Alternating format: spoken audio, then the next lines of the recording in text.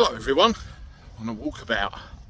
Not a bad day today actually. You can see behind me a bit of blue in the sky. Just heading down to the coast again for a bit of a wander and record a video. Well, last night, where do I start? Had a bit of a night and a day of it with various things, and this is just a general chat really. I went to Gatwick Airport last night to pick up some ladies, 6 of them. They were on a golfing holiday, and crammed all their gear in my car as you do, headed back.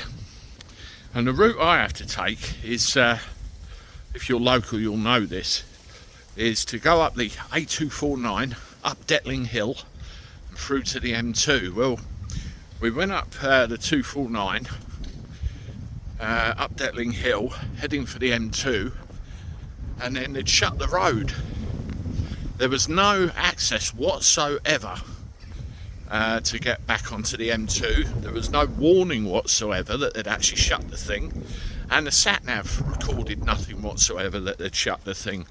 So I had to go back on myself, added probably 25 minutes to the journey. So we all thought, oh God. Thankfully, being the cab driver I am and a bit of local knowledge, I found my way out of trouble. And then when I got back and offloaded everybody, I noticed this really loud clicking noise coming from my engine. I thought, oh no, more trouble. Turns out it's a crankshaft pulley. It's the second one that's gone in 40,000 miles, so I'm not sure they make the things like they used to, but thankfully intercepted and we get it all sorted.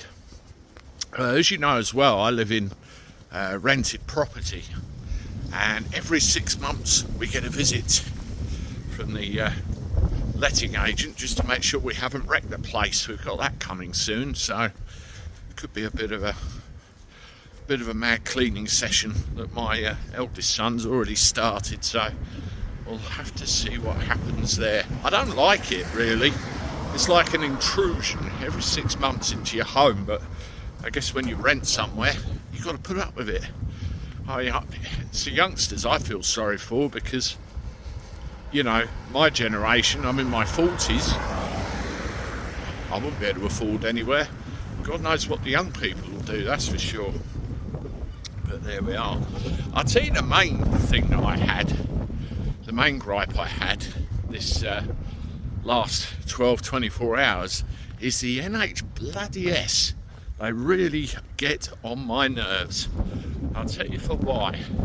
Do you remember the old days where you'd wake up with an earache or a cough or something like that, and you'd wander off down the doctor's, get an appointment, get a pill or a potion, and within 7 to 10 days you're all sorted? Yeah, no problem. Well, it doesn't work like that anymore, does it? I suppose it varies in severity depending on what part of the country you're in. But we went down our local surgery yesterday morning, 9 o'clock. I thought it was a reasonable time, dropped our lad off at school, popped down there, needed to make an appointment. Sorry, there isn't any, we're all full. So the doors open at 9 o'clock and all the appointments are gone already. That's not good, is it? I wonder how many of you have that same problem in your surgery, even if you can get an appointment.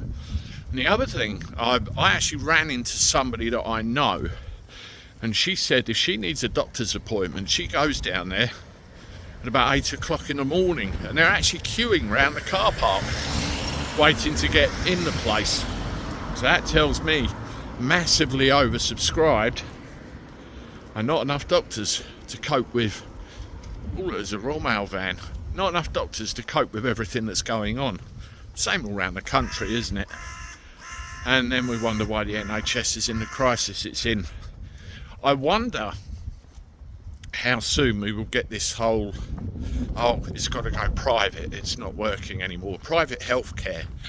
There's a lot of people actually an advocate for that. Personally, I'm not, because there's an awful lot of people out there that need healthcare free at the point of use because they can't afford it otherwise. Have you seen some of the bills? Anyway, we got told to go and do one of these e-consult things. you know, where you log in, fill in the details and say what's wrong with you. And there's about 3 or 4 separate screens where you have to write a bloody essay out. It's ridiculous. What's wrong with you? What do you think we can do to help with what's wrong with you? What's wrong with you, by the way, even though you filled in this form to tell us what's wrong with you, and how do you think we can help? And then what they do, they ask a load of bleeding questions which have nothing whatsoever to do with what your actual problem is. And then if you answer one in the wrong way, you get kicked out of the system, and they tell you that they can't help you on that system and you need to see someone now. And then you think, right, okay, and then you try and get to see somebody now and there's no one available. What are you going to do? Pop your clogs or something like that? It's ridiculous. But we found that we can actually get back, cheat the system a bit and change a few of the answers. I suppose that's defeating the object, isn't it?